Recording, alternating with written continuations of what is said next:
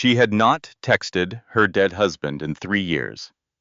But that night, with snow outside her bookstore, a strange envelope in her hand, and someone trying to break through the back door, Eliza Hart did the one thing grief had never allowed her to stop wanting.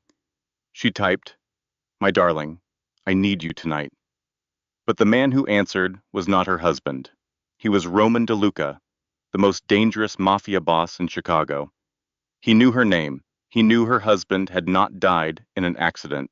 And he knew the envelope she had found could destroy a powerful senator, expose a city's hidden sins, and change Eliza's life forever. Welcome to a channel about mafia boss stories, where some men are born to rule, and some lessons can never be taught in school. This channel does not simply tell crime stories. It tells stories about mindset, courage, loyalty, power, and the hidden truths behind real control. Tonight's story teaches us that strength is not always loud. Sometimes, it is a quiet woman who refuses to be erased. If this story pulls you in, like, comment, share it with someone who loves powerful drama, and subscribe for more stories about power, loyalty, and the price of truth.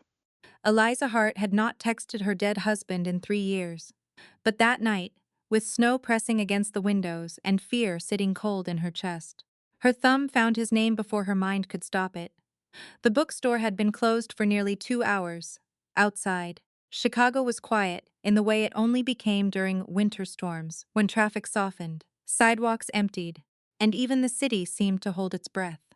Inside Heart and Hollow Books, the lamps glowed warm over narrow aisles of secondhand novels, old poetry collections, cracked leather Bibles, and history books no one had opened in decades. Eliza usually loved this hour.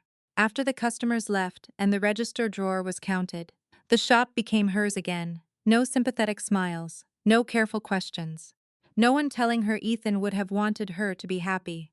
Books never asked her to move on. She sat behind the counter with a cardboard box from St. Agnes Church at her feet. Father Thomas had sent it over that afternoon, saying the basement library needed clearing before the next round of repairs. Most of the books were hymnals, their navy covers faded gray at the corners. Eliza had been sorting them by condition, setting aside the ones worth restoring, when her fingers paused on a volume that felt wrong. It was a small thing. Most people would not have noticed. The spine was too stiff for a book this old. The glue had a sharper smell than it should have, newer and cleaner than the dusty paper around it. Someone had repaired this hymnal, but not with the care of a bookbinder. They had done it quickly, secretly. Eliza reached for the small blade she kept in the drawer and slid it gently along the inside of the spine. The cover loosened. Something thin shifted beneath it. She stopped breathing. Tucked inside the hollowed spine was an envelope. It was cream-colored, yellowed at the edges, sealed with black wax. Her name was written across the front in a hand she knew better than her own, for Eliza. Only when they come looking. The blade slipped from her fingers and clicked softly against the wood floor. For a moment, she was not in the bookstore. She was standing in the rain 3 years ago, while two officers told her Ethan S. car had gone through a guardrail on Lower Wacker Drive. She was hearing words like accident, impact, no suffering.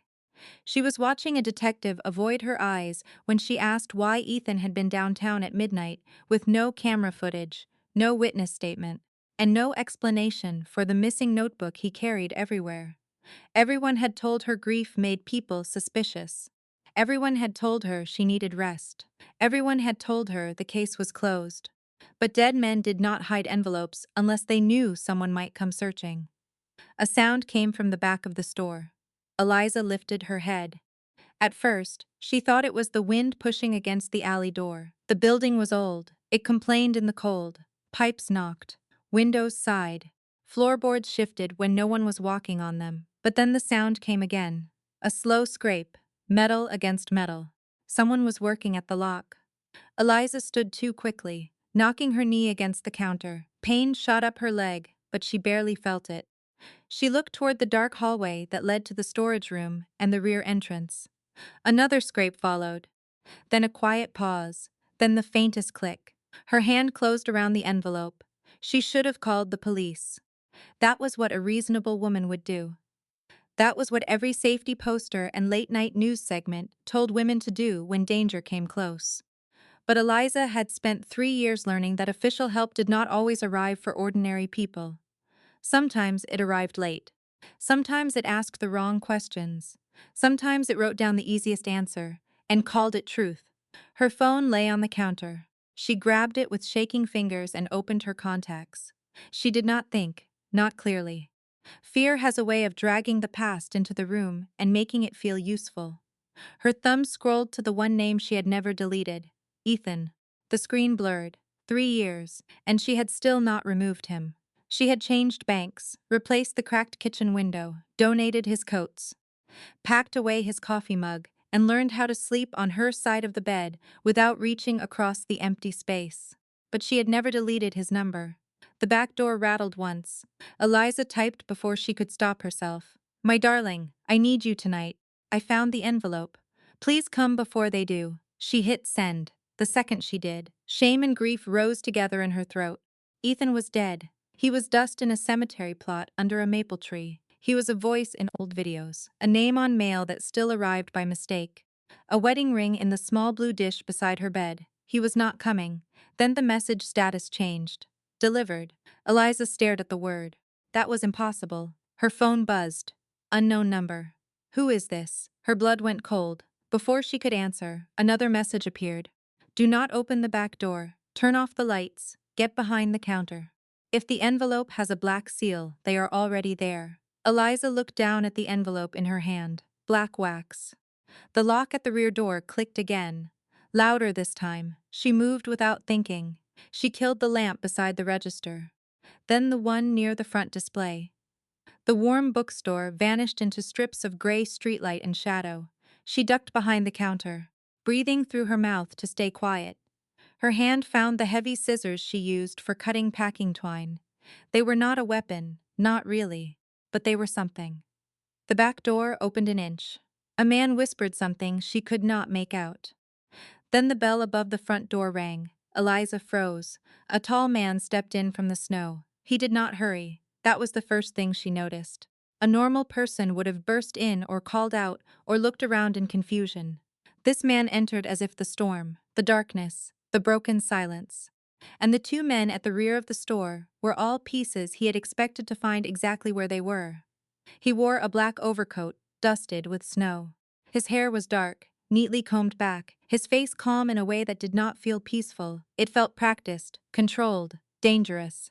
He closed the front door behind him and turned his head slightly toward the hallway. The movement at the back stopped. The man spoke only one word, wrong door. His voice was low, not loud, not theatrical, yet the entire store seemed to tighten around it. For 3 seconds, no one moved. Then the back door pulled shut. Footsteps retreated into the alley. Eliza stayed crouched behind the counter. Scissors clutched so tightly her fingers hurt. The man did not chase them. He did not draw a gun. He did not even look pleased with himself. He simply stood there, listening until the footsteps disappeared into the snow. Then he turned toward the counter. "Mrs. Hart," he said. Hearing her name from his mouth frightened her more than the men at the back door. Eliza rose slowly, keeping the counter between them. "Who are you?" His eyes lowered to the envelope in her hand, then returned to her face. "The man who got your message." She swallowed. "That was not meant for you." "No," he said. "It was meant for a dead man." The words struck hard enough to make her grip the counter. "How do you know my husband?" "I know what he was looking for. That is not what I asked." Something moved across his face. Not a smile, almost respect. "No, it is not." Eliza lifted the scissors slightly. Her hand was still shaking, but she made herself meet his eyes. "Tell me who you are." Roman DeLuca. The name meant nothing to the quiet part of her life, but to the part of Chicago people spoke about in lowered voices, it meant plenty. She had heard it in news reports, without photographs, in rumors from customers who worked downtown, in one whispered conversation between two police officers at Ethan's funeral. When they thought she was too numb to listen, Roman DeLuca, a man tied to money, unions, docks, restaurants, judges, disappearances. A man nobody could prove anything against, because nobody who knew enough wanted to talk. Eliza's mouth went dry. Yuri Mafia. Roman did not deny it. Among other things, she let out a breath that was almost a laugh that is supposed to make me feel better. No, then why are you here? His gaze dropped again to the envelope. Because Ethan Hart did not die in an accident, the room seemed to tilt. For 3 years. Eliza had carried that sentence inside her like a coal that would not go cold. She had whispered it to herself in the kitchen. She had written it in notebooks and torn the pages out. She had stood in front of detectives, insurance men, lawyers, friends and family, waiting for one person to say it back to her. And now the person saying it was a stranger in a black coat with bloodless calm and a criminal name. Her eyes burned. But she did not cry. You knew, she said. I suspected. That is not the same thing. No, it is not. If you knew anything, why do you come 3 years ago? Roman was silent for half a second too long. Eliza saw it. He was choosing which part of the truth to give her. Finally, he said, because I did not know you had the envelope. The answer landed between them, cold and ugly. She looked down at the cream paper in her hand, then back at him. So you did not come for me, you came for this. Roman did not soften his voice. Yes. It should have made her hate him. Maybe it did. But there was something strangely clean about the cruelty of that answer.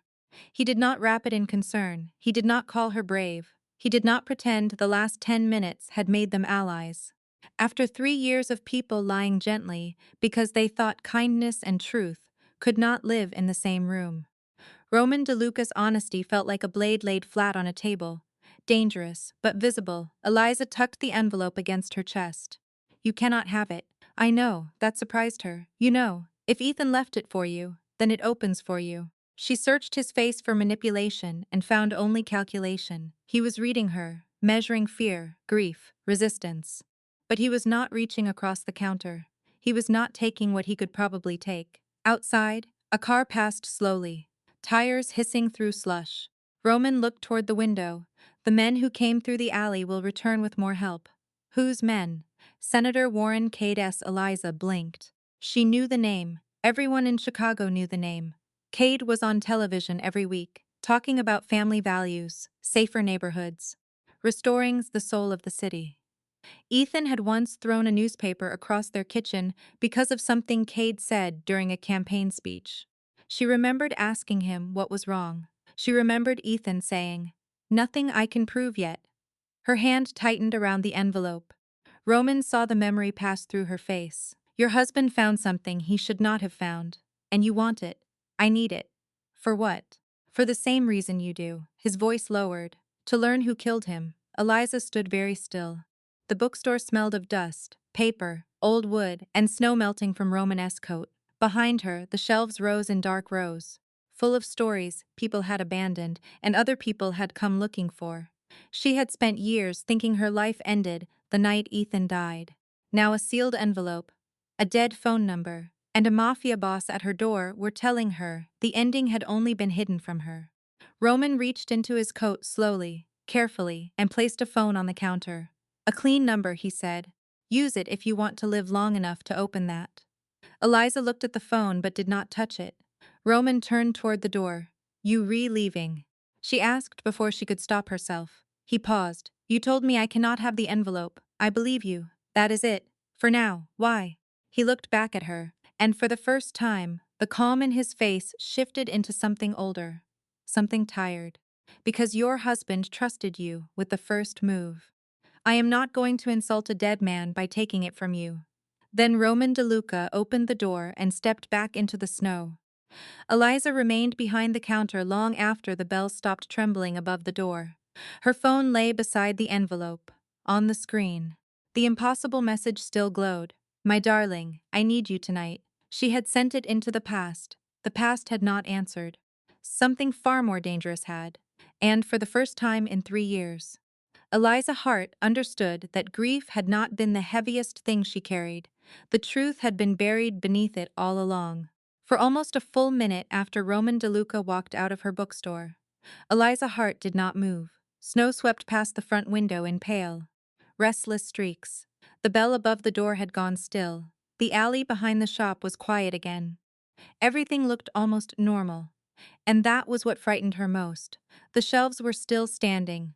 The register was still closed. The old floorboards still creaked beneath the weight of the building. Yet Eliza knew something had entered her life that would not leave simply because the door had shut behind it. On the counter in front of her lay three things: her own phone, the sealed envelope from Ethan, and the clean phone Roman had left behind. She stared at them as if one of them might explain the others. Her phone still showed the last message she had sent to Ethan's old number. "My darling, I need you tonight." The words looked different now, not tender, not private, dangerous. She had written them into the dark. And the dark had answered with Roman DeLuca. Her first instinct was still to call the police. It was what any sensible woman was supposed to do. A break-in attempt, a threatening envelope, a known criminal appearing in her store. She picked up her phone, unlocked it, and pressed the emergency screen with her thumb. But before she made the call, Roman's words returned to her. Which police? She hated that the question worked. She hated that it found the exact place where her doubt had lived for 3 years. The night Ethan died. The officers had been polite. Too polite. They had stood in her kitchen, with their hats in their hands, and their eyes carefully trained on the wall behind her. They told her the roads were slick. They told her the car went through the guardrail. They told her he likely died quickly, as if that sentence were a gift.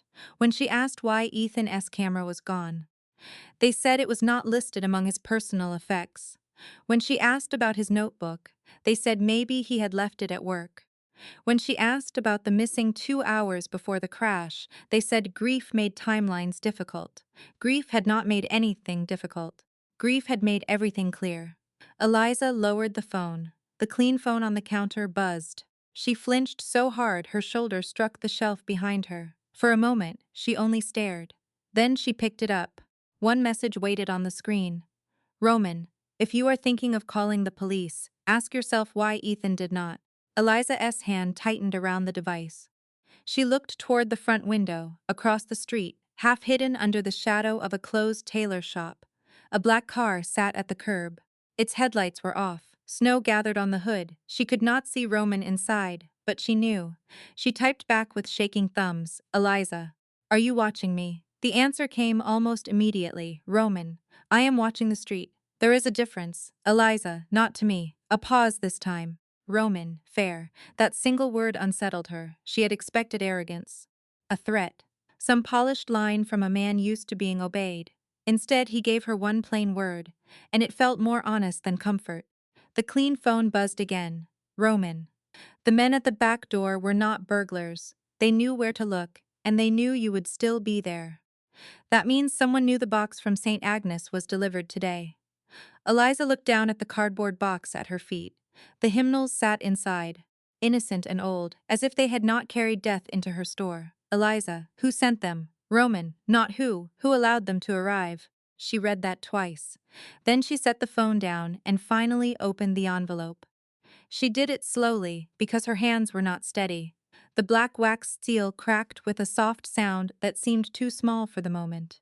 Inside were 4 items: a photograph, a brass key, a folded note, and a strip of paper with an address written in Ethan's hand. The photograph was old but clear.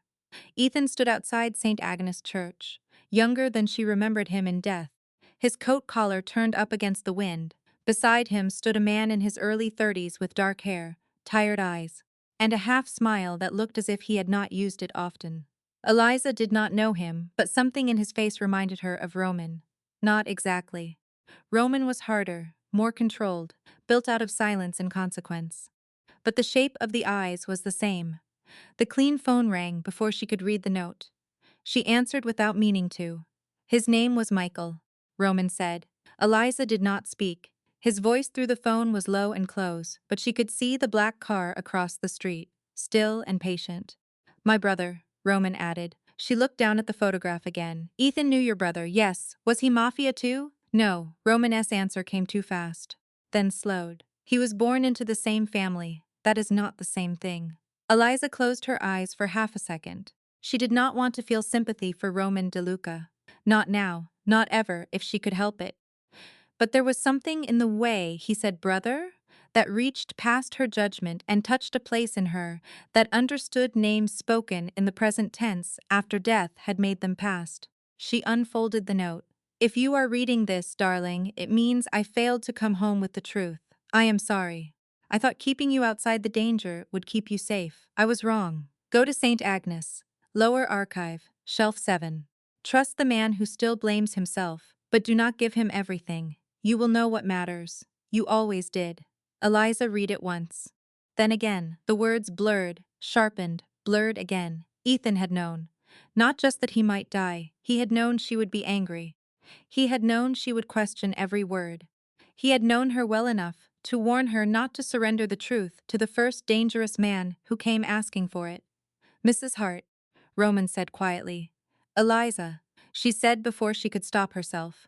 If you are going to stand outside my life and tell me my husband was murdered, you can use my name. There was a brief silence. Eliza. Her name sounded different in his voice. Not soft, not intimate.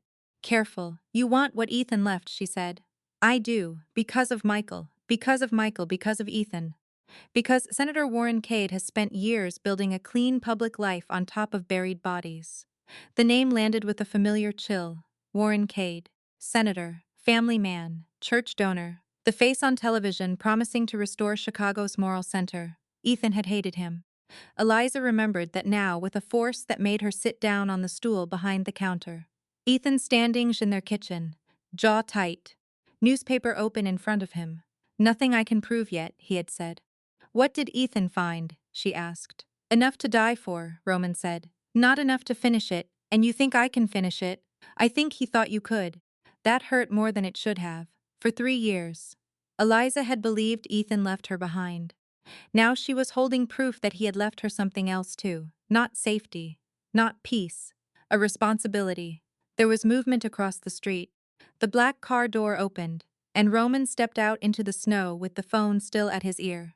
He did not cross immediately. He waited at the curb, giving her the choice to open the door or leave him outside. That choice mattered. Eliza hated that it mattered. She placed the note back in the envelope, kept the photograph in her hand, and walked to the front door. When she unlocked it, the cold rushed in first. Roman stood under the weak streetlight, snow catching in the shoulders of his coat, up close. He looked less like a roomer and more like a man who had slept badly for years. You may look, she said. You may not touch. Roman nodded once and entered, at the counter. Eliza laid out the contents of the envelope. Roman looked at the photograph first, for a long moment. The controlled expression did not leave his face. Then his eyes changed, barely, a small break in the surface. He was younger there, Roman said. Michael, yes, what happened to him? Roman did not answer right away. He looked at the brass key, the note, the address, and then back to the photograph. He tried to leave my world. Men in my world do not always forgive that, did you? The question was quiet, but it struck. Roman looked at her. I never got the chance. Eliza believed him. She did not want to, but she did. A sound came from us outside. Tires slowing near the alley.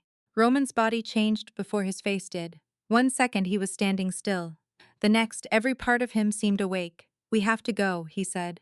I am not getting into your car, then drive yours. I will follow. No, he looked at her, and for the first time, impatience touched his voice. Eliza, the men who came earlier will not knock this time. She looked at the envelope, at the photograph, at Ethan's note. Trust the man who still blames himself, but do not give him everything. She took the brass key, the note, and the photograph, then slipped the envelope into the inside pocket of her coat. She grabbed her keys from the drawer. St. Agnes, she said, lower archive. Shelf 7. Roman gave one sharp nod. You stay behind me when we enter. No, Eliza said. His eyes narrowed. She lifted her chin. That church knew me before it knew you. If Ethan left something there, I find it. You may stand beside me, Mr. DeLuca. Not in front, for a second. He only stared at her. Then the corner of his mouth moved. Not quite a smile. Roman, he said. What? If I am using your name, you can use mine. She should not have felt anything at that. But she did. Something small, something dangerous. They left through the front door together.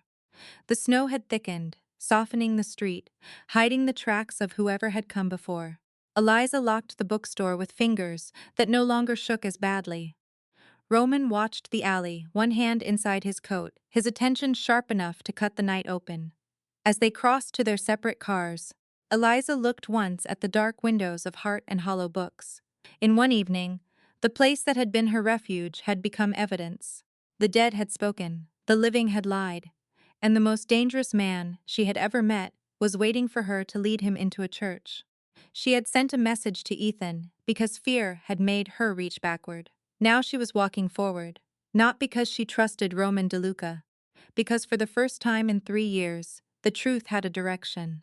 And it led to St. Agnes. St. Agnes Church looked smaller at night, though Eliza knew that was only a trick of the snow and the dark.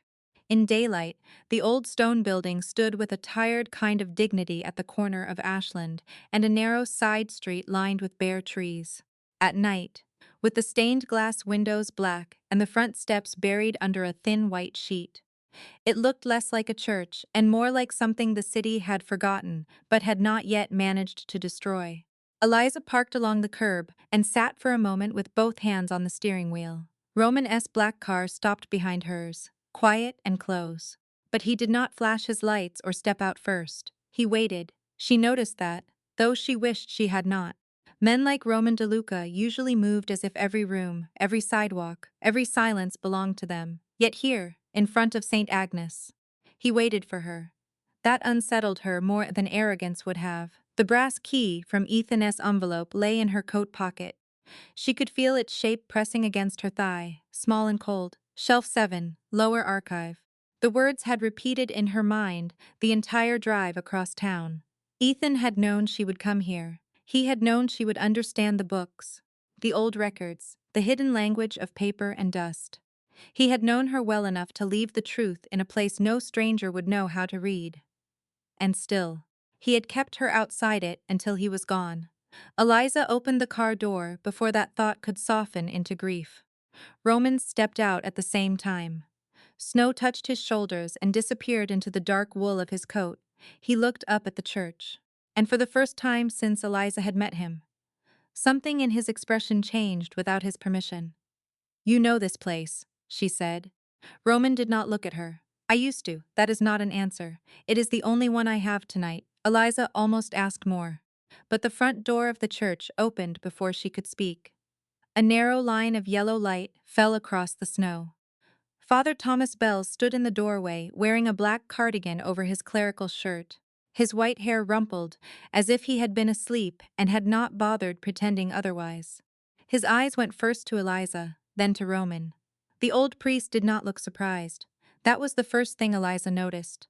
The second was that Roman lowered his gaze for half a second. Not in fear, not quite respect, something older, something complicated. "Mrs. Hart," Father Thomas said softly, "I was wondering when you would come." Eliza's fingers tightened around the strap of her purse. "You knew." Father Thomas looked tired. "I knew enough to be afraid of this night."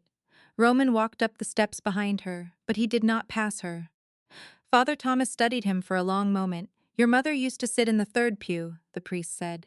Roman's face closed. Eliza turned to look at him.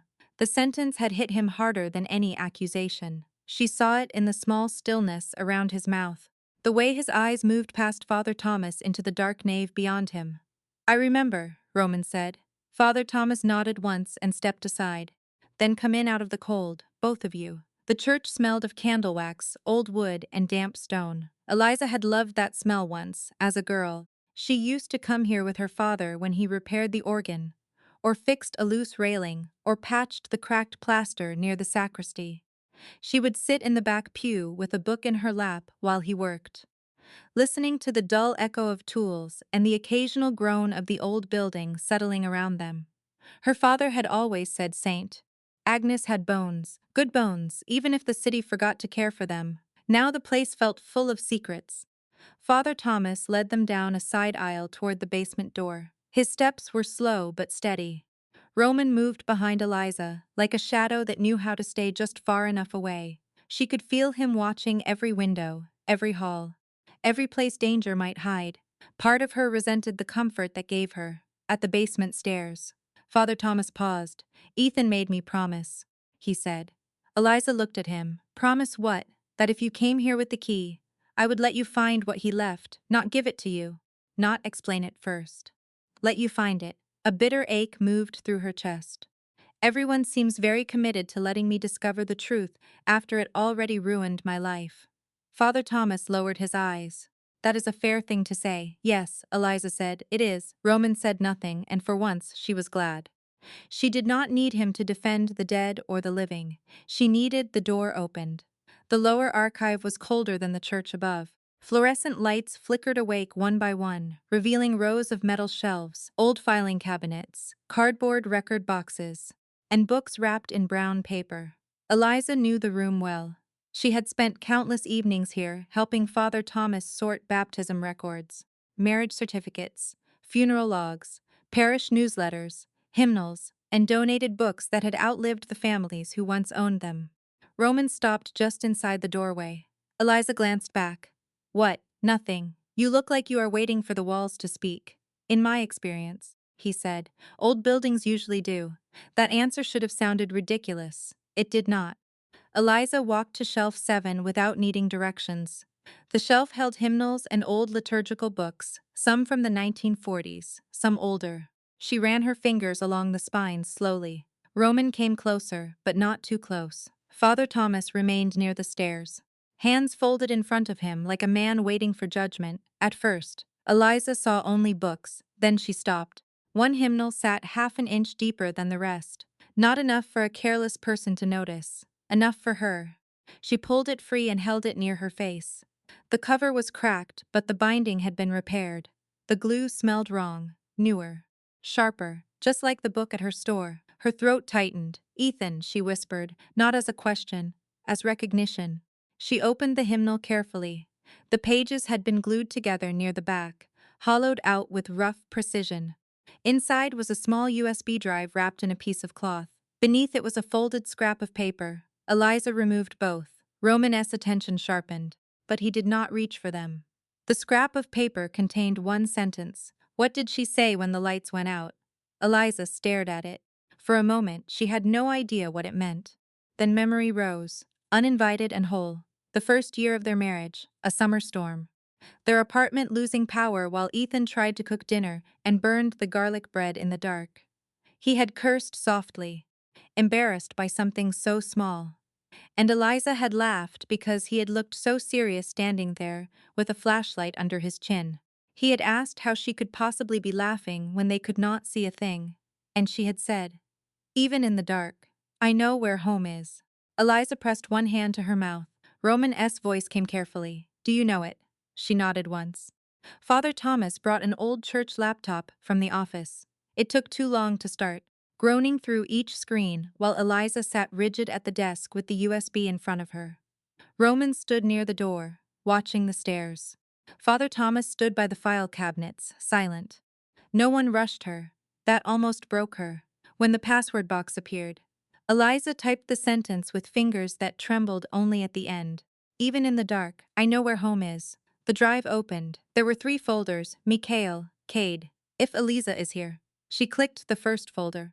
An audio file appeared. For a second, she could not move. Then she pressed play. Ethan's voice filled the archive. Not the polished voice he used when interviewing someone. Not the teasing voice he had used with her in the kitchen. This voice was low, urgent, afraid in a way Ethan had never allowed himself to sound while he was alive. If this is recording, say your name, another voice answered. Younger than Roman S. Rough with nerves, Michael DeLuca. Roman went completely still. Eliza looked at him, but he was not looking at her.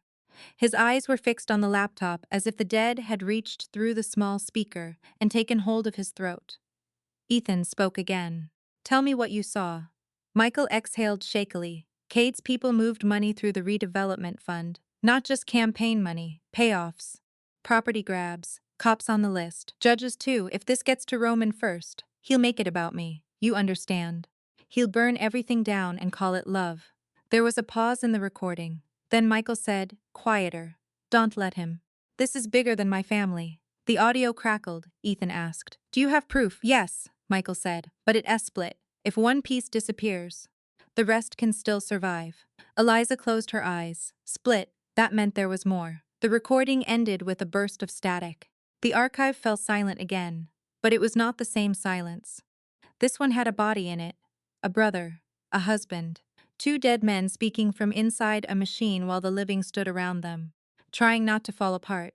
Roman turned away first. He walked several steps toward the shelves and placed one hand flat against the metal frame.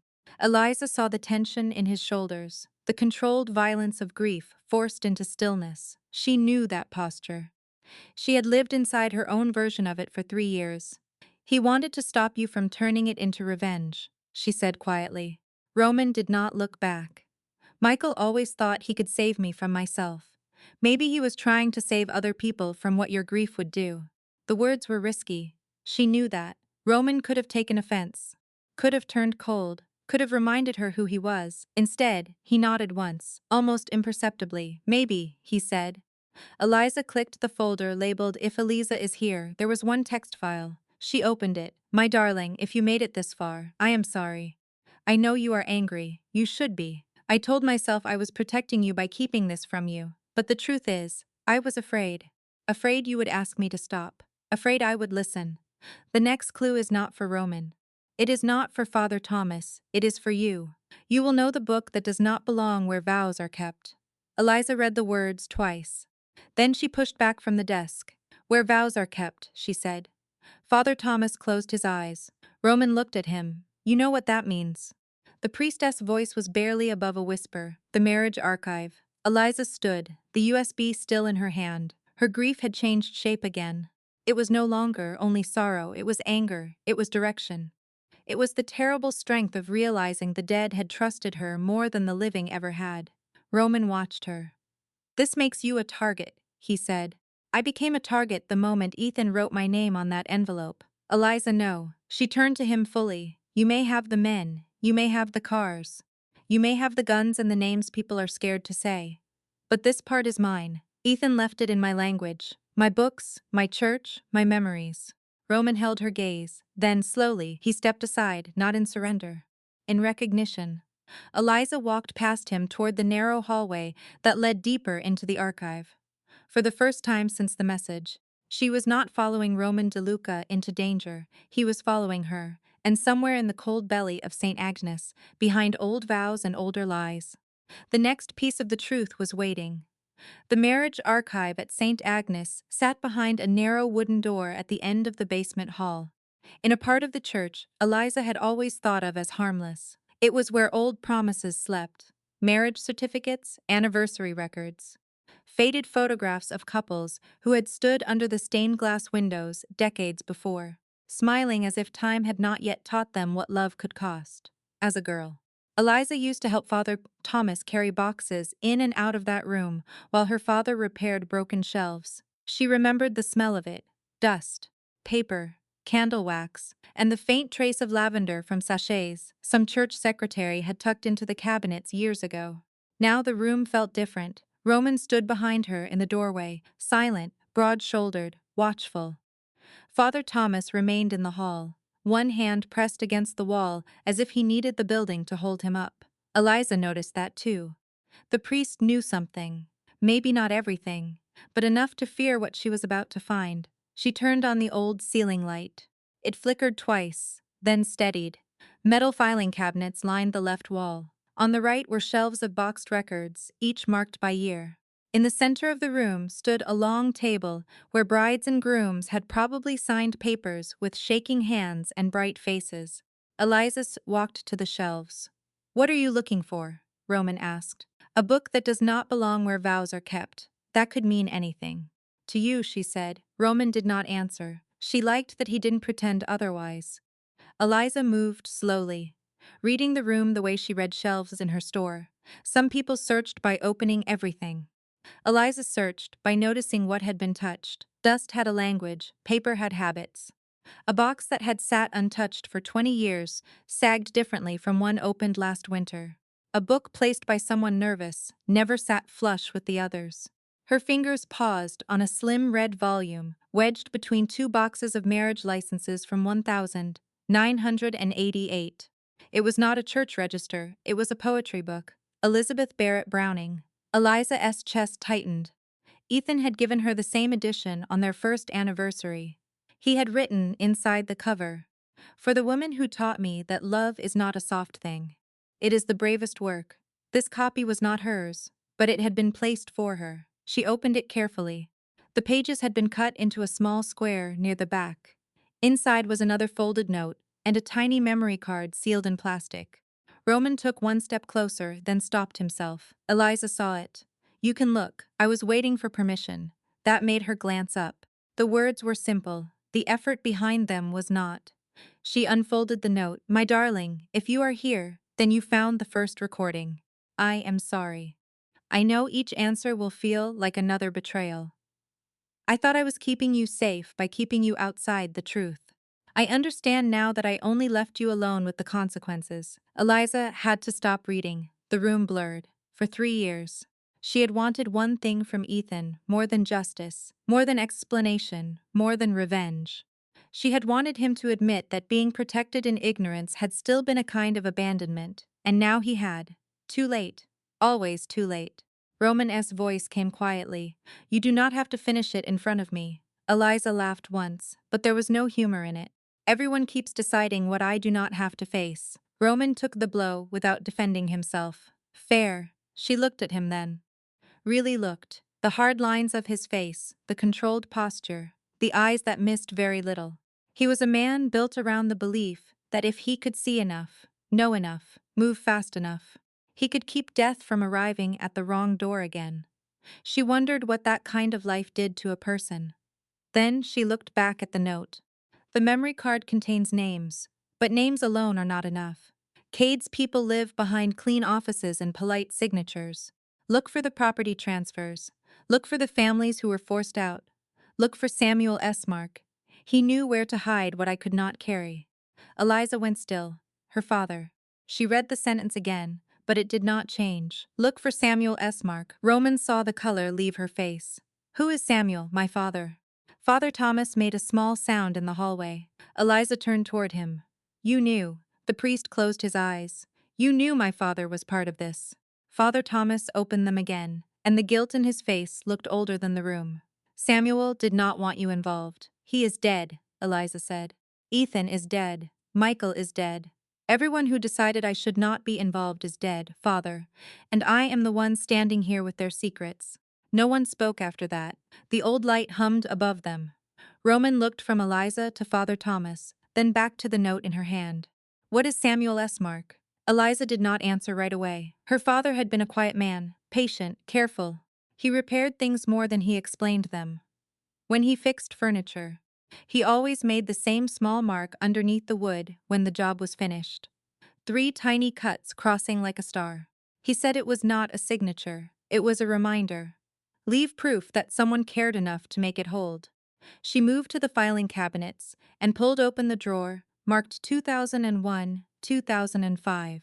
Her hands knew what to do before her mind caught up. She checked the underside of the drawer. Nothing. The second cabinet. Nothing. The third, there. 3 tiny cuts beneath the handle. Eliza pulled the drawer open. Inside, behind the marriage records, was a flat black folder taped to the back panel. Roman's attention sharpened. Eliza removed it and laid it on the table.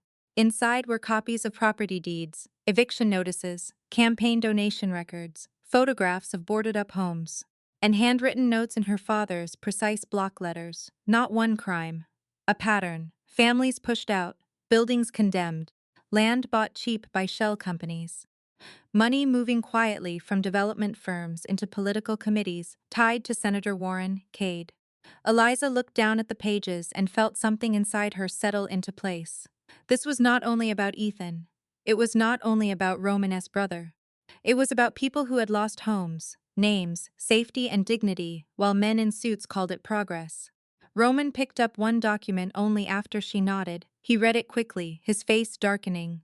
"This is enough to hurt Cade," he said. "Not enough to stop him. Then we keep going." Eliza. She knew that tone now. Warning, calculation, the beginning of control.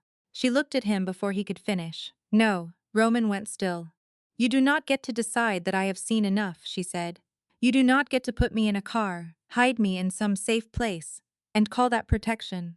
His jaw tightened. The people who came to your store will come again. I know. They will not scare easily. Neither will I. For a moment, the room seemed too small for both of them. Then Roman looked away first. Not because he was defeated. Because he understood she had drawn a line. Then we do this carefully, he said. We. He looked back at her. If you will allow it. That surprised her more than any command would have. Before she could answer, the phone in Roman's coat vibrated. He took it out, read the message, and his face changed. What? Eliza asked. Roman slipped the phone back into his pocket. Cade's men are asking questions about the bookstore. They already know about the bookstore. No, Roman said. Now they are asking about you. The room seemed to grow colder. Eliza looked at the black folder, then at the poetry book, then at the note in Ethan's handwriting. Her life, which had felt small for so long, was suddenly connected to men who moved money, buried evidence, destroyed families, and sent strangers to unlock doors in the night. She should have been terrified. She was. But beneath the fear, something else had begun to rise. Purpose. Eliza gathered the documents and placed them back inside the folder. Then we do not go back to my store. Roman watched her. No, where do we go? He hesitated just long enough for her to notice. There is a house by the lake, he said. No one connects it to me. Eliza gave a faint, tired smile. I find that hard to believe. No one living, Roman said. That should have frightened her. Instead, after everything else, it almost made sense. She picked up Ethan's note and folded it carefully. Fine, she said, but I keep the folder. Roman nodded. You keep the folder, and the phone. Yes, and if I ask a question, you answer it. He looked at her for a long moment. If I can. No, Eliza said, if you know. The silence stretched. Then Roman said, all right. It was not trust, not yet. But it was the first honest agreement between them. Eliza turned off the light in the marriage archive, and the room fell back into darkness. Behind her, old vows returned to their boxes. Dead men kept their secrets a little less tightly, and somewhere above them, in the cold Chicago night, the city went on, pretending it was clean. Eliza knew better now, and so did Roman. Roman's house by the lake was not the kind of place Eliza expected a man like him to own. She had imagined marble floors, black gates, men with guns at the corners, some cold mansion built to impress people who were already afraid. Instead, he drove her north through streets, softened by snow, and stopped in front of a narrow two-story house with weathered blue siding and a porch light that flickered like it was tired of surviving winter. Lake Michigan stretched behind it, dark and restless, its waves breaking against the shore with a sound like distant breathing. Eliza sat in her car for a moment after parking behind him. The black folder rested on the passenger seat beside her. Ethan's note was tucked into her coat pocket. The clean phone Roman had given her lay face up in the cup holder, silent for once. She looked at the house, then at Roman standing on the porch with his keys in his hand, waiting again. Always waiting just long enough to make sure she chose the next step herself. That should not have mattered. It did. Inside, the house smelled faintly of lemon oil, old wood, and something warmer beneath it, like garlic and dried basil trapped in the walls from years of cooking. The furniture was simple, a faded green sofa, a round kitchen table with two mismatched chairs, shelves of old paperbacks, a chipped statue of the Virgin Mary near the window. Nothing expensive. Nothing designed to scare anyone. Eliza stood in the entryway, confused by the softness of it. This was my mother's house, Roman said. He did not say it as an explanation. He said it like a warning. Eliza looked toward the small kitchen. A blue curtain hung over the sink, hand-stitched at the bottom. On the windowsill sat 3 empty clay pots, waiting for flowers that winter would not allow. You bring people here often, she asked. No. Then why bring me? Roman took off his coat and hung it on the back of a chair. Because no one alive connects this house to me. That was not what I asked. He looked at her for a moment. The room was quiet except for the wind pressing against the glass. No, he said. It wasn't tea. Eliza accepted that because she was too tired to fight every door he kept closed. For now. Roman made coffee while she spread the documents from the black folder across the kitchen table. Property transfers, eviction notices, shell companies, photographs of boarded-up homes, her father's careful notes in the margins. Each page made the story bigger and uglier. Ethan had not been chasing one murder. Michael had not been hiding from one family feud. They had been standing at the edge of something that had swallowed whole neighborhoods, while men like Senator Warren Cade smiled on television and called it renewal. Eliza touched one photograph of a row of homes marked for demolition. Children's bicycles still leaned against one porch. Curtains hung in the windows. Someone had lived there. Someone had cooked dinners, argued over bills, measured children against door frames, prayed through bad news, and waited for better mornings. Then a notice had come, then a developer, then a bank, then silence. Roman placed a mug beside her. She looked at him. How many people did Cade do this to? Enough that counting them became inconvenient for the men getting rich. The answer made her stomach turn.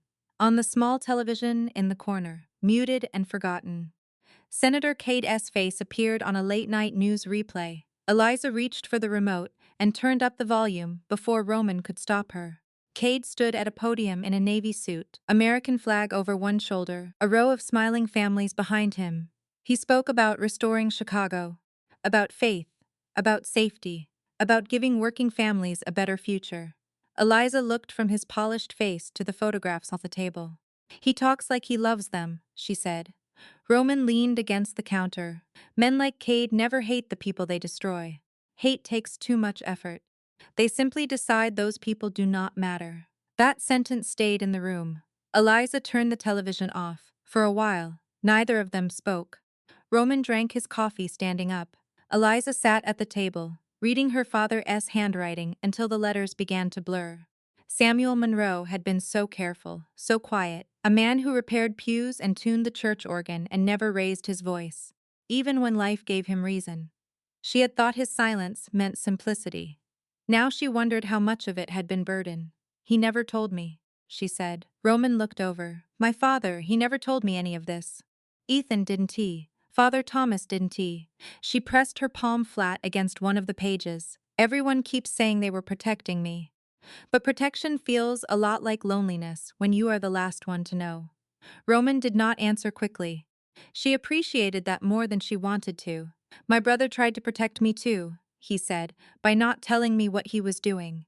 "And did that protect you?" "No." "Did it protect him?" His jaw tightened. "No." Eliza looked up at him. "Then maybe we should stop calling secrets protection." Something changed in his face. Not agreement exactly. Recognition. Before he could respond, his phone vibrated. Roman read the message, and the softness left the house as if someone had opened a window. "What is it?" Eliza asked. "A man named Sal Marino still works near the old docks. He helped Michael hide one of the early files. I thought he disappeared years ago, and Cade's people found out he is alive." Eliza stood. "Then we go to him." Roman shook his head. "You stay here." "No, Eliza, no," she said again. Calmer this time. "You do not get to bring me this far. Show me my father's handwriting. Show me families Cade destroyed.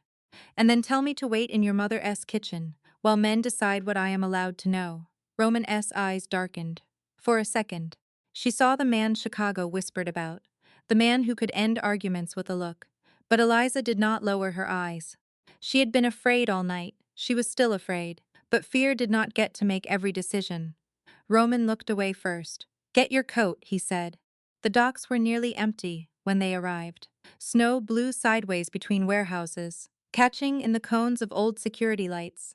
The city looked different there. Not the Chicago of postcards and campaign speeches, but a harder city made of rusted gates, locked doors, unpaid debts, and men who knew how to disappear. Sal Marino waited inside a shuttered bait shop that smelled of oil, lake water, and cigarettes. He was older than Eliza's expected, thin and gray, with a cough that seemed to hurt him. When Roman entered, Sal did not look surprised. He looked resigned. "I figured you would find me eventually," Sal said. Roman glanced at the oxygen tank beside the chair. "If I wanted you dead, Sal, I would not wait until your lungs did half the work." Sal gave a weak laugh that turned into a cough. Eliza stepped forward before Roman could ask anything. "My husband was Ethan Hart." Sal's expression changed, not fear. Shame. "He was a good man," Sal said. "I keep hearing that from people who let him die." The old man flinched. Roman looked at her. But he did not stop her. Sal reached beneath the counter and pulled out a small metal box. "Michael gave me this. Said if Ethan ever came asking, I should hand it over." "Ethan never came," Then I heard he was dead. After that, I got scared. Eliza took the box. It was heavier than it looked. Inside was a photograph. Ethan, Michael, Father Thomas, and Samuel Monroe stood in the basement of St. Agnes. On the back, in Ethan's handwriting, were 6 words. The last envelope belongs to the widow. Eliza read them once, then again. Roman stood beside her, close but not touching. Outside, the wind struck the walls of the old bait shop, and somewhere far off, a ship horn sounded across the lake. Eliza closed the box. Then we find the last envelope, she said. Roman looked at her, and this time he did not warn her. He did not tell her it was dangerous. He did not say she had seen enough. He only nodded. For the first time, Eliza understood that beneath the city everyone saw, there was another city. A city of hidden rooms, erased names, old debts, and quiet people who had carried the truth because no one powerful wanted it alive. And now, somehow, impossibly, that truth had found her. By the time Eliza and Roman reached Heart and Hollow Books, the snow had stopped. But the city had not grown peaceful. It only looked that way from a distance. The street in front of her bookstore was empty. The windows were dark. The sign above the door creaked gently in the wind, the gold letters catching what little light came from the street lamp. For one fragile second, Eliza allowed herself to believe nothing had changed. Then she saw the front lock hanging loose from the frame. Roman saw it at the same time. He stepped in front of her by instinct. Eliza caught his sleeve. No. He looked down at her hand, then at her face. "This is my store," she said. His jaw tightened, but he moved aside. That small act cost him something, she could see it. Roman DeLuca was not a man built for stepping aside when danger waited in the dark, but he did. He let her unlock what was left of her own door, and he followed her in without touching anything. The damage was not loud at first. That made it worse. Nothing had burned. No blood stained the floor. No message had been sprayed across the wall. The violence was quieter than that, and more personal. A shelf had been pushed over in the history section. Books lay open-faced on the floor, their spines cracked. The glass frame holding Eliza and Ethan S. wedding photo had been smashed. Someone had torn the pages from 3 books Ethan had given her and scattered them across the counter like white feathers. Eliza stood in the doorway and did not cry. Roman closed the door behind them. For a moment, he said nothing. Then she felt the air in the room change. It was not movement, it was intention. Something in him had gone very still. And that stillness was more frightening than rage. "Whoever did this," he said quietly, "will answer for it." Eliza turned toward him. No. His eyes shifted to her. "No," he asked. "No, Eliza. They came into your store. I know what they did. They touched things that mattered to you." Her voice lowered. "Do not use my pain as permission for your anger." The words struck him. She saw it happen. Not on his face, exactly, but in the pause after. In the way his hand slowly came out of his coat instead of reaching for his phone. In the way he looked at the broken photograph, and then back at her, as if he were seeing not only the damage, but the line she had drawn around it. "For years," she said. "Men like Kate have destroyed people's homes and called it development. Men like you destroy people and call it justice. Tonight, I do not want either one." Roman looked at her for a long time. Then he said, "What do you want?" The question was so simple that it almost undid her. Eliza looked around the store. The place she had built after Ethan died. The place that had held her up when her own life felt too empty to stand inside. The torn pages, the shattered glass, the books on the floor. "I want them to know they failed," she said. "They wanted me scared enough to run. I want to put everything back where it belongs." Roman did not tell her that was foolish. He did not tell her there was no time. He took off his coat, laid it over a chair, and walked to the fallen shelf. Together, they lifted it. For the next hour, they worked mostly in silence. Eliza gathered torn pages and stacked them carefully. Roman swept glass from the floor. He handled the broken frame with surprising care, removing the photograph of Eliza and Ethan before setting the glass aside. He did not look at it too long. She noticed that kindness, because it was the kind that did not ask to be praised. Near midnight, his phone buzzed. He read the message, then stepped toward the back of the store. Eliza watched him. "What is it?" "One of Kata's shell companies just received an anonymous inquiry from a reporter." "You did that, I had it arranged." She stared at him. Roman slipped the phone into his pocket. Not enough to expose him, enough to make him move. Men like Cade fear questions more than bullets. Bullets make martyrs. Questions make records. Eliza should have objected to the fact that he had acted without telling her, but for once. He had not spilled blood. He had not used her pain to justify violence. He had chosen a smarter cut. "Thank you," she said, though the words felt strange between them. Roman looked away first. "Do not thank me yet," when the store was upright enough to leave. Eliza locked the broken door as best she could, though both of them knew it would not hold against anyone determined. Roman offered to have men posted outside. She agreed only after he promised they would stay across the street and out of sight. Then he asked, "Where do you want to go?" That question nearly broke her more than the destroyed store had. No one had asked her that in a long time. People told widows where to go: home, bed, therapy, church, forward, on, anywhere except where the grief actually was. Eliza looked at her store, then at the street, then at Roman. "Your mother's house," she said. His expression changed, just a little. "Are you sure?" "No," she answered. "But if I go home tonight, I will sit in the dark and talk to Ethan like he can still answer." "I do not want to do that tonight." Roman nodded once. No speech, no comfort she had not asked for. At the lake house, the wind had picked up again. The waves moved black and heavy beyond the windows. Roman unlocked the door and stepped aside so she could enter first. The house was warmer than she remembered. Quiet, but not empty. He went to the kitchen and made coffee without asking if she wanted any. She did. She hated that he knew. Eliza sat at the small table while he worked. Her hands were scraped from lifting shelves.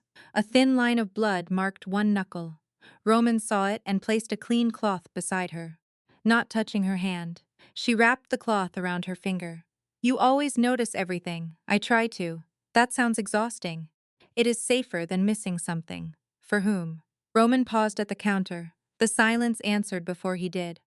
"For the people I cannot afford to lose," he said. Eliza looked down at her hands. Ethan thought the same thing.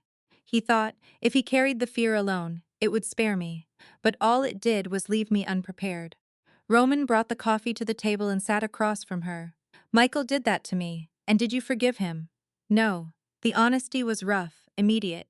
Then he added, "But I understand him better now." Eliza nodded. Outside, the lake struck the shore again and again, patient as grief. For a while, neither of them spoke. They drank coffee that had gone slightly bitter from sitting too long. The house made small settling sounds around them. Eliza could feel the night pressing on the windows. But for the first time since she had found the envelope, it did not feel as if the darkness was trying to get inside. "I am tired," she said. Roman stood at once. "You can take the bedroom. I will stay downstairs." She looked at him. "You do not have to stand guard like a punishment."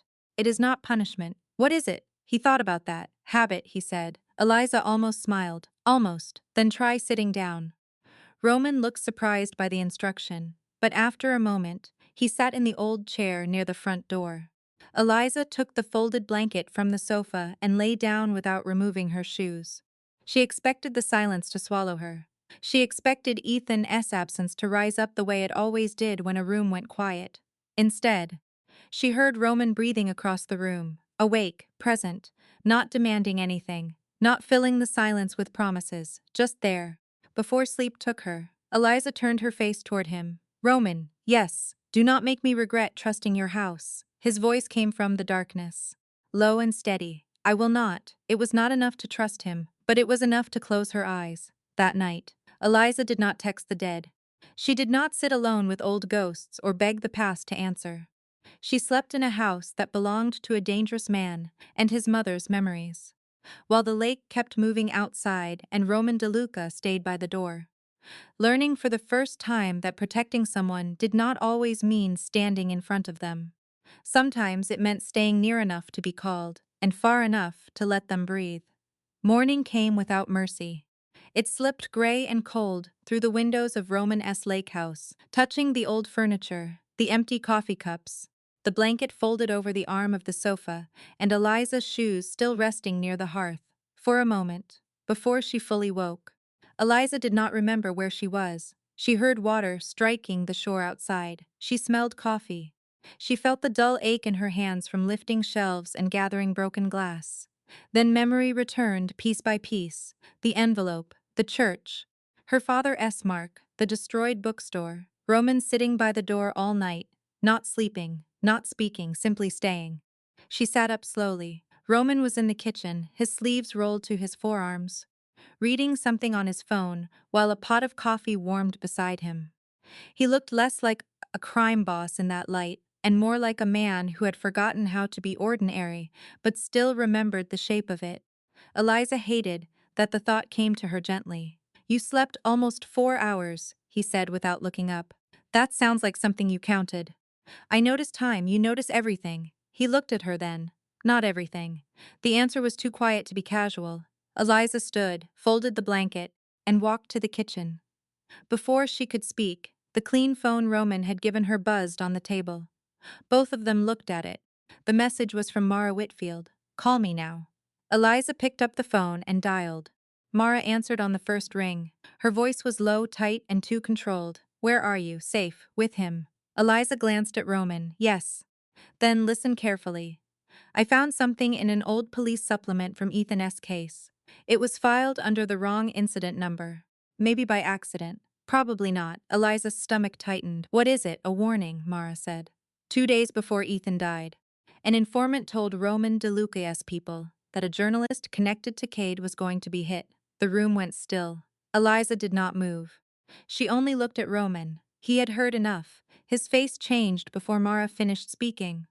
"Eliza," Mara asked, "did you hear me?" "Yes, there's more. The note does not name Ethan directly, but the timing fits, the location fits." And Roman's organization responded. They sent protection somewhere else. Eliza felt the floor tilt under her. Somewhere else, not to Ethan.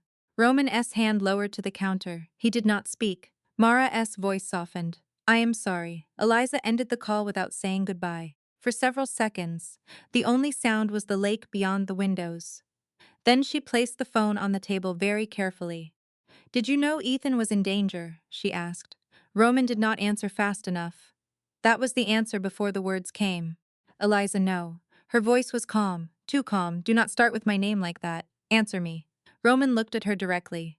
"I received a warning that a journalist connected to Cade was in danger." "When?" "2 days before Ethan died." The words entered her slowly, like cold water filling a room. "And you did not tell me." "I did not know it was Ethan." "But you knew it could have been." Roman's jaw tightened. "I thought the target was someone else. A reporter who had been digging into my family's finances. I moved men to protect him. I was wrong." Eliza stared at him. The man who noticed everything. The man who counted hours. The man who heard footsteps behind doors and read whole rooms from a glance. He had been wrong. And Ethan had died inside that wrongness. "Afterward," she asked. "After Ethan died, did you know?" Roman's silence cut deeper than any answer. Eliza took one step back. "You knew there had been a warning." "Yes. And when you came into my store, when you watched me open my dead husband's envelope, when you stood in that church and listened to his voice with me, you already knew you had been close enough to save him." Roman's face hardened, but not with anger, with the effort of not looking away. "Yes." Eliza laughed once softly. It did not sound like laughter. "Why didn't you tell me?" Roman closed his eyes for a brief second. When he opened them, the answer was there, ugly and bare. "Because I needed you to keep going." The words landed like a slap. Eliza went very still. Roman continued, his voice lower. "Ethan left the trail for you, not me. I knew if I told you too early, you might walk away. And I needed what he hid. You needed." She repeated the words as if testing their shape. "You needed the grieving widow to keep reading her husband's ghost letters so you could finish your war. It was not only my war, no, it was mine too. That is what makes what you did worse." He said nothing. "You did not kill Ethan," Eliza said. "But you used my grief while knowing you stood closer to his death than anyone else in my life." Roman's voice was rough when he answered, "Yes." No excuse, no defense, no softening. Just yes, and somehow that made her angrier. Because part of her had wanted him to lie. A lie would have made it easier to hate him cleanly. She walked to the chair and picked up her coat. Roman stepped forward once. "Cade's people are still moving. You are not safe alone." Eliza turned on him. "You still think protection means keeping the key in your hand." He stopped. She slipped her arms into the coat. her movements sharp and controlled, because if she let one thing shake, everything would break. "I trusted your house," she said, "not you. I need you to understand the difference." Roman took that without flinching. "I should have told you." "Yes," she said, "you should have. I can have men outside wherever you go." "No, Eliza, if you send men after me without my permission, I will go to the police, the press, and every priest in Chicago with your name attached to every document I have." A faint shadow crossed his face. Not anger, almost admiration. "You would, yes." He nodded once, "Then I will not." She opened the door. Cold air rushed in from the lake, behind her. Roman said, "Where will you go?" Eliza did not turn around. "Somewhere I can hear myself think without wondering which truth you decided I was ready for." Then she left. Roman did not follow. That was the first decent thing he did after breaking her trust. Eliza drove away with both hands tight on the wheel, and Ethan's letter burning in her coat pocket. She did not cry until the lake house disappeared from her rearview mirror. Even then, she did it silently, because old habits were hard to kill. Back inside, Roman stood where she had left him. The house felt different without her in it. Not empty, accusing. His phone vibrated. A message from one of his men appeared on the screen. "Cadis people are looking for Claire Monroe. Younger sister, has an old box from Samuel S. apartment." Roman stared at the message. He could call Eliza. He could tell her Claire was in danger and watch her come back, because fear gave him leverage. The old Roman would have done it, efficiently, justified it, called it necessary. Instead, he called Mara Whitfield. When she answered, he said, "Claire Monroe needs protection. Do not tell Eliza it came from me unless she asks. I am sending you the address and the names of the men watching her." Mara was silent for a moment. "Why call me?" Roman looked at the empty coffee cup on the table where Eliza had sat. "Because Eliza told me no, and for once, he was going to honor it." That afternoon, Roman opened the locked file he had kept on Ethan Hart's death for 3 years. He read every page again. The warning, the wrong assumption, the misdirected protection, the gap where Ethan had been left alone. For years, Roman had believed information was power. Now he understood it could also be debt. And some debts could not be paid by guarding the door, only by opening it. Eliza did not go home first. She drove past her apartment twice, slowed at the curb, saw the dark windows above the bakery where she had lived for 6 years, and kept going. Home was where Ethan's old coat still hung in the back of the closet, because she had never found the strength to decide whether keeping it was love or punishment. Home was where people expected grief to behave. Home was where she knew how to fall apart. She could not afford that yet, so she drove to Heart and Hollow Books. The street was quiet when she arrived. Roman's men were there, though they stayed where he had promised they would, across the street and nearly invisible. One sat in a parked delivery van with a newspaper folded in his hands. Another stood half a block away under the awning of a closed dry cleaner, smoking without ever looking directly at her. Eliza saw them because Roman had taught her what a watchful person looked like, and because she had always been better at noticing than people gave her credit for. For one sharp second, anger rose in her. He had still arranged protection. Then she remembered what he had said before she left. He would not send men after her without permission. But the men had already been there from the night before, guarding the store. He had kept the line exactly where she placed it. She hated that she understood the difference. Inside the bookstore, the damage looked worse in daylight. Night had given the broken shelves a certain mercy. Morning showed everything: the torn pages, the scratched floor, the bent lamp near the poetry section, the tiny fragments of glass that still hid under the counter, no matter how carefully Roman had swept. Eliza stood in the doorway with her keys in her hand and felt the terrible urge to turn around, walk out, and let the place remain a wound. Instead, she set down her purse, took off her coat, and began to clean. Not because cleaning fixed anything, because it was something she could do. She lifted books from the floor one by one, smoothing bent covers, stacking them by section: history, poetry, religion, local interest, cookbooks. She placed the damaged ones on the counter for repair. She found Ethan's photograph wrapped in a clean towel exactly where Roman had left it the night before. The glass was gone, the frame was broken, but the photograph had been saved. She picked it up. Ethan smiled beside her in the picture, wind pulling at his hair, one hand around her waist. It had been taken outside the courthouse, the day they married, because they could not afford the wedding she had once imagined, and had been too young to understand that simple happiness can still become a sacred thing. "You knew," she whispered to the photograph, "and you left me anyway." The words did not come with tears. That surprised her. Maybe tears required more innocence than she had left. The bell over the door rang gently. Eliza turned, expecting one of Roman S.'s men. Instead, Mara Whitfield stepped inside, her camel coat dusted with snow, her face drawn with worry and lack of sleep. "You look like hell," Mara said. Eliza set the photograph down. "That is starting to become a community opinion." Mara crossed the store and pulled her into a hug.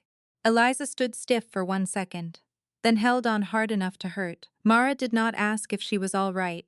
Good friends knew when a question was insulting. After a moment, Mara pulled back. "Claire is safe." Eliza's breath stopped. "Claire." Mara's eyes sharpened. "Roman did not tell you." "No. Cade's people were looking for her. They thought she had something from your father's apartment. Roman called me, not you. He gave me names, addresses, and a security detail I did not ask too many questions about."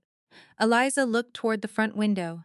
Across the street, the man in the delivery van turned a page of his newspaper. "He did not use it to bring me back," she said quietly. "No," Mara said. "He did not." That truth settled in Eliza's chest with unwelcome weight.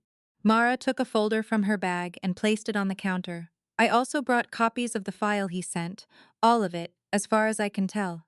Ethan S. case, Michael DeLuca, Cade, the warning Roman received, his mistake, no redactions." Eliza stared at the folder. "No more locked doors," she said. "What? Nothing." Mara watched her for a long moment. "Eliza, whatever Roman is. And I have several legal and moral concerns about what Roman is. He gave you enough material to hurt himself. That does not make him innocent. No, it makes him useful. Those are different things." Eliza almost smiled. "You sound like a lawyer." "I bill by the moral distinction." The almost smile faded. Eliza opened the folder and looked at the first page. Roman's file was organized with brutal clarity. Timelines, names, dates, locations, phone records, reports, cross-references. Every document sat where a reader would need it. No excuses, no softened language. He had not written himself as a hero. He had barely written himself as a man. He had written himself as part of the failure. That made it harder to hate him, simply. Eliza closed the folder. "I cannot think about him right now." Then Dawn Tamara said, "Think about what Ethan left." Eliza turned toward the poetry shelf, where the damaged books from the night before waited for repair. One of them was the copy of Elizabeth Barrett Browning that Ethan had once given her. Her copy, not the one from the church archive. Someone had pulled it from the shelf and cut the spine open, as if searching for another hidden card. They had ruined it and found nothing. Or maybe they had missed something. Eliza picked it up carefully. The cover hung loose. She ran her finger along the torn binding, then stopped. There, beneath the paper lining, was the smallest raised mark. 3 tiny cuts crossing like a star, her father's mark. Eliza's breath caught. Mara stepped closer. "What is it?" "My father fixed this book after Ethan gave it to me. The spine cracked years ago. I forgot." She peeled back the lining slowly. Inside was a thin strip of paper, so well hidden, it would have looked like part of the repair to anyone else. On it, in Samuel Monroe's careful block letters, were 7 words. "When the bell rings 13, go below vows." Mara frowned. "What does that mean?" Eliza did not answer immediately. Her mind returned to St. Agnes, to the marriage archive, to the old church bells that rang the hour from the tower above. Church bells rang 12 at most. 13 was not a time, it was an error, or a signal. "Not the marriage archive," Eliza said. "Below it. There is something below the basement." Eliza thought of her father's years of repairs, the old floorboards he had replaced, the locked utility rooms, the stories he used to tell about the church having bones. "Yes," she said, "I think there is." They went to St. Agnes without calling Roman. Father Thomas was waiting in the nave, as if guilt had made sleep impossible for him too. He looked at Eliza, then at Mara, then at the folder in Eliza's hands. "I suppose there is no point telling you this is dangerous," he said. "No," Eliza replied. "There is not." The priest nodded, tired. "Your father was the only man who knew the old foundation passage was still usable." Eliza felt anger flash through her again. Of course he was. Father Thomas led them down past the lower archive, past the marriage records, to a narrow storage room behind a stack of broken chairs and Christmas decorations. He moved an old cabinet aside with Mara's help, revealing a trapdoor in the floor. Eliza knelt. 3 tiny cuts marked the edge. Her hands shook as she lifted it. Cold air rose from below. The passage beneath was low and narrow, lit only by the flashlight Mara held behind her. Eliza went first. Not because she was fearless, because she was done arriving last. At the bottom, they found a small stone room built into the old foundation. It smelled of damp earth and rust. Against the far wall sat a metal lockbox wrapped in oilcloth. Eliza used the brass key from Ethan's first envelope. The lock opened. Inside were statements, photographs, copies of deeds, bank records, names of shell companies, a list of families Cade had forced out, a sealed envelope marked in Ethan's handwriting. For the widow. Eliza stared at it for a long moment before opening it. Inside was not a love letter. Not exactly, my darling, if you have found this, then you are no longer following the trail, you are holding it. What you do next must be your choice. Not mine, not Roman S., not your father S. Cade will try to make this about criminals and politics. It is not. It is about people he believed no one would remember. Remember them. That is how we win. Eliza sat back on her heels in the cold underground room. For 3 years. She had waited for Ethan to come back in some impossible way. Through a dream, through justice, through an apology, through the past becoming less final. But he was not coming back. None of them were. Not Ethan. Not her father. Not Michael DeLuca. And maybe that was the most painful truth of all. The dead could leave maps. They could leave warnings. They could leave love folded into paper and hidden behind walls. But the living had to choose the road. Mara crouched beside her. What do you want to do? Eliza looked at the lockbox, at the names, at the proof of ruined lives, and felt something inside her finally stand upright. I want every person in these pages to stop being invisible. Mara nodded slowly. Then we do it right. Eliza folded Ethan's letter and placed it in her coat pocket. When they climbed back into the church basement, Father Thomas was waiting with his hands clasped. He looked smaller than he had before. Did Samuel leave what you needed? He asked. Eliza looked at the old priest, and for the first time, she did not ask why they had hidden it from her. She knew the answer now. Fear, love, pride. Mistakes dressed as protection, yes, she said. He did. Outside, the church bells began to ring noon. 1, 2, 3. Eliza stood still and listened until the 12th bell faded then. From somewhere below the old mechanism, a 13th sound echoed through the stone. Fainter, deeper, almost like the building itself had answered. Father Thomas closed his eyes. Mara whispered, "What was that?" Eliza looked down at the floor beneath them. "The part of the church no one listens to," she said. Then she picked up the lockbox and walked toward the stairs. This time, she did not wait for anyone to lead. Eliza did not call Roman right away. She carried the lockbox back to Heart and Hollow Books with Mara beside her, and Father Thomas's silence following them like a second shadow. The box sat on the counter under the soft yellow light, where customers usually paid for used novels and birthday cards. It looked too ordinary there. A metal box, scratched at the corners, wrapped in old oilcloth. No one passing the front window would have guessed it held enough truth to ruin a senator, expose half a city's corruption, and reopen the wounds of the dead. Mara spread the documents across the counter with careful hands. She did not gasp, she did not curse. That was how Eliza knew it was bad. Mara Whitfield had spent years reading the private language of powerful men, shell companies, property transfers, sealed settlements, charitable donations that were not charity at all. Her silence meant the pattern was clear. "This is enough to start," Mara said finally. "But not enough to keep everyone safe once we move." Eliza looked at the names. Families forced from their homes, witnesses who had disappeared, police reports that had been altered, a judge's initials on a document he had no business signing. Cade was not one man doing evil alone. He was a door. Behind him stood many others. "Then we need protection," Eliza said. Mara looked at her gently. Yes, Eliza knew what that meant. She hated that she knew. Roman. His name moved through the room without being spoken. The man who had lied by omission. The man who had used her grief. The man who had also protected Claire without making it a chain around Eliza's throat. The man who had opened his files when keeping them locked would have served him better. Eliza picked up the clean phone. Her thumb hovered over the message thread. The first message was still there. My darling, I need you tonight. She stared at the words until they no longer felt like a mistake. They felt like a door she had opened without knowing what waited on the other side. This time, she typed slowly.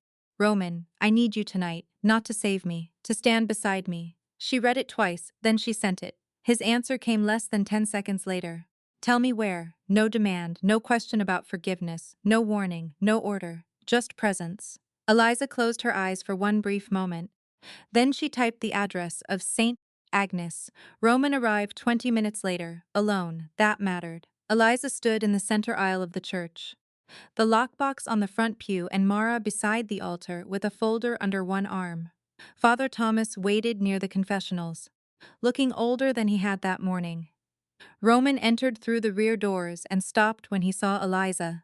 He did not come closer until she nodded.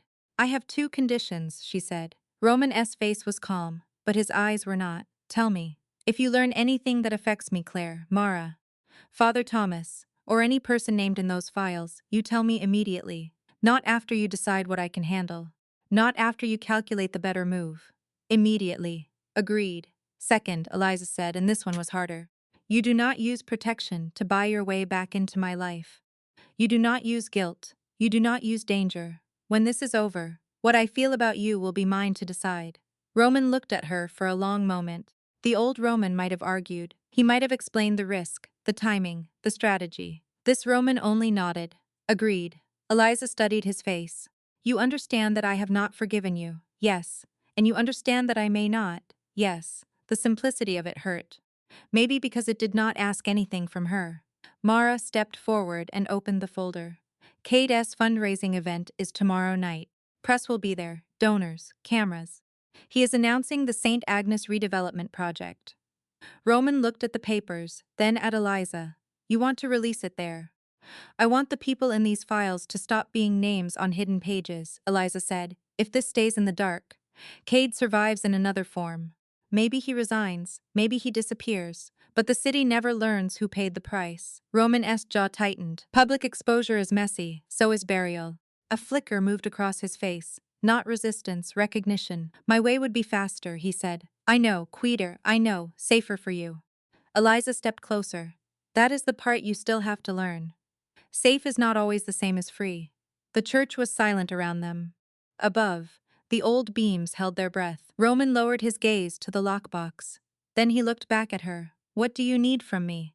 The question was different this time. Not what he could take over, not what he could control, what she needed. Eliza felt the shift. Small, real. Witness protection without visible intimidation, she said. Names of Cade's men. Routes in and out of the hotel. Proof that the documents came from multiple sources.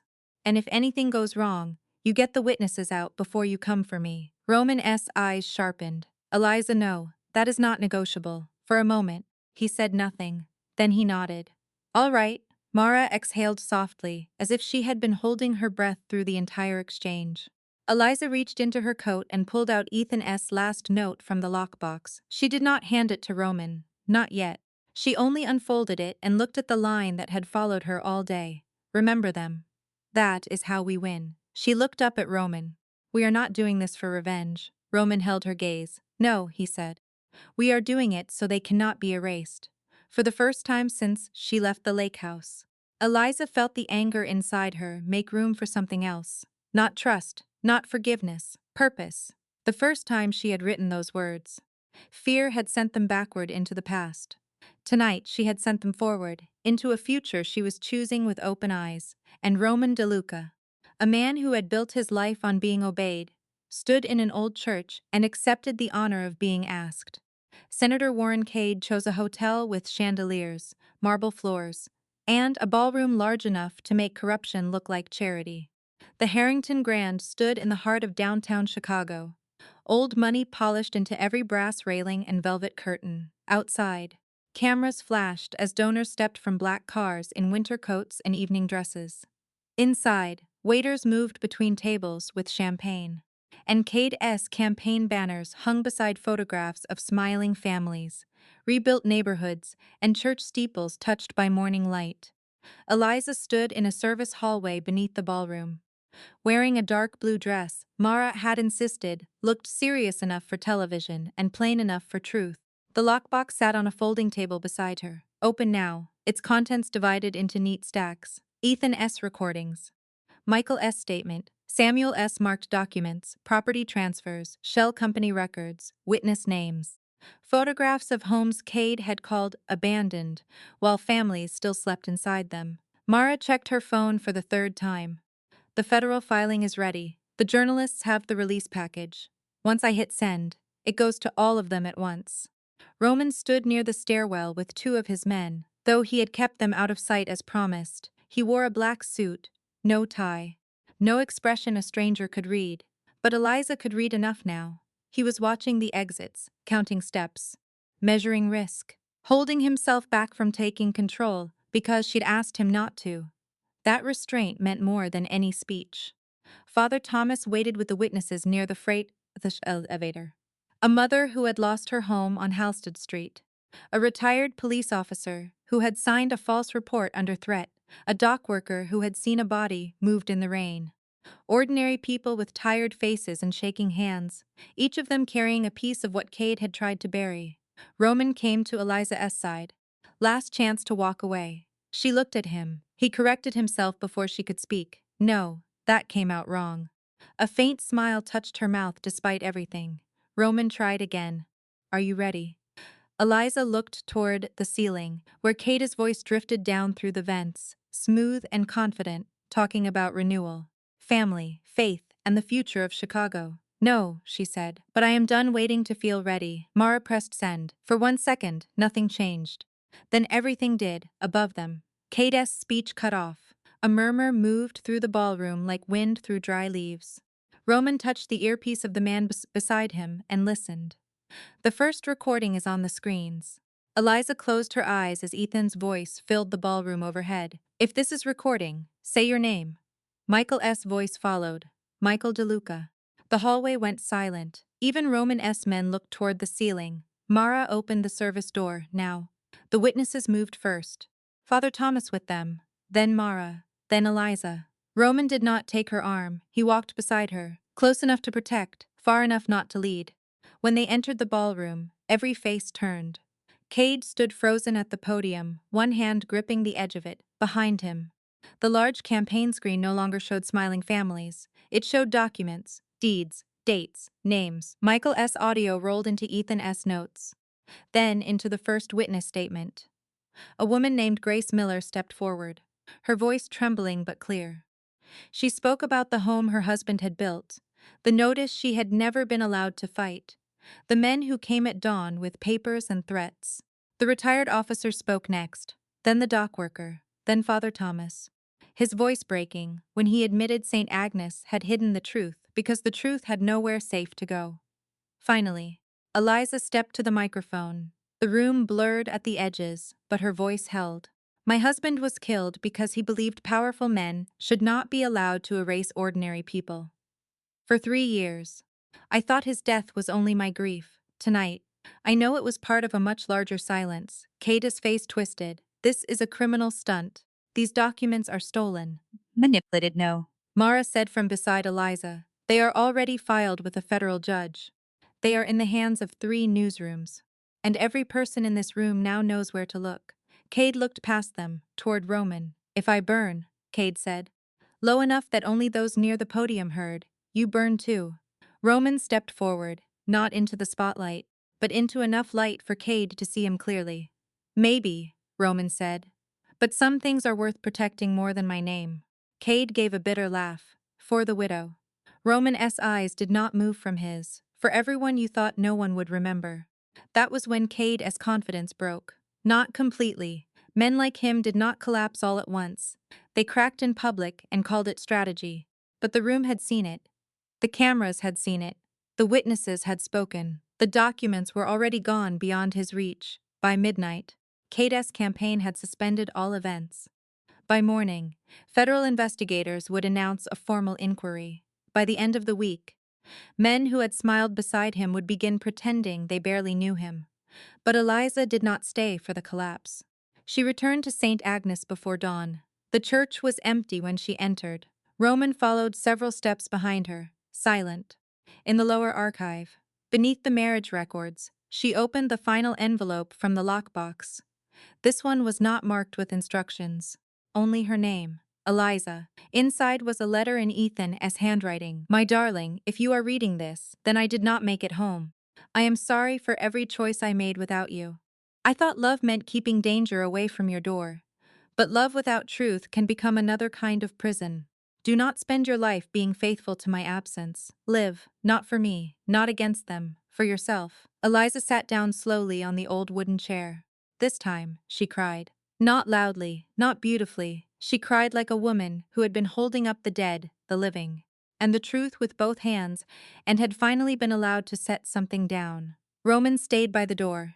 After a while, he asked, "What do you need now?" Eliza wiped her face and looked at him. Time. He nodded. Truth. Always. And someone who does not disappear when things get hard. Roman's voice was quiet. I am done disappearing. She stood and walked to him. She did not say she forgave him. Not yet. She did not promise forever. She simply reached out and took his hand. The first time Eliza had written, "My darling, I need you tonight," she had been calling into the past. The second time, she had been choosing the present now. Standing in the old church with Roman beside her, and the last of Ethan's words folded against her heart, she understood that need was not weakness when it came with truth, dignity, and the freedom to choose. This work of fiction is a product of the author's imagination. Any resemblance to actual persons, living or dead, events, or locales is purely coincidental. The narrative is intended solely for artistic and entertainment purposes and should not be interpreted as a reflection of real individuals or factual occurrences. The meaning of this story is not only found in the danger, the secrets, or the power of a mafia boss. Its true meaning lies in the journey of a woman who was almost erased by grief, and a man who had mistaken control for protection. Eliza Hart begins the story as a widow, still speaking to the past. When she sends the message, "My darling, I need you tonight," she believes she is reaching for the man she lost.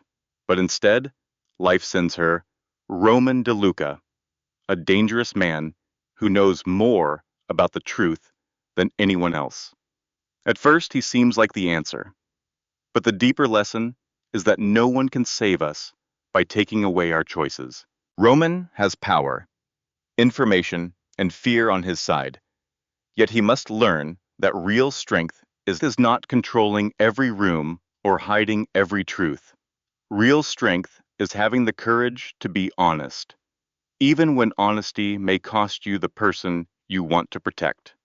Love without truth becomes a prison. Protection without respect becomes another form of control. Eliza's journey teaches us that quiet people are not weak. Sometimes, the ones who speak softly are the ones who notice everything. She does not defeat evil with weapons. She defeats it with memory, patience, courage, and the refusal to let forgotten people stay forgotten. The moral lesson of this story is simple but powerful. Truth matters, even when it arrives late. Loyalty matters, but it must never become blind obedience. And love matters most when it gives people dignity, freedom, and the right to choose. In the end, Eliza does not just uncover who killed her husband. She finds her own voice. Roman does not simply protect her. He learns to stand beside her. And that is the deepest lesson of all. Real power is not domination. Real power is knowing when to protect, when to confess, and when to let someone walk forward on their own strength.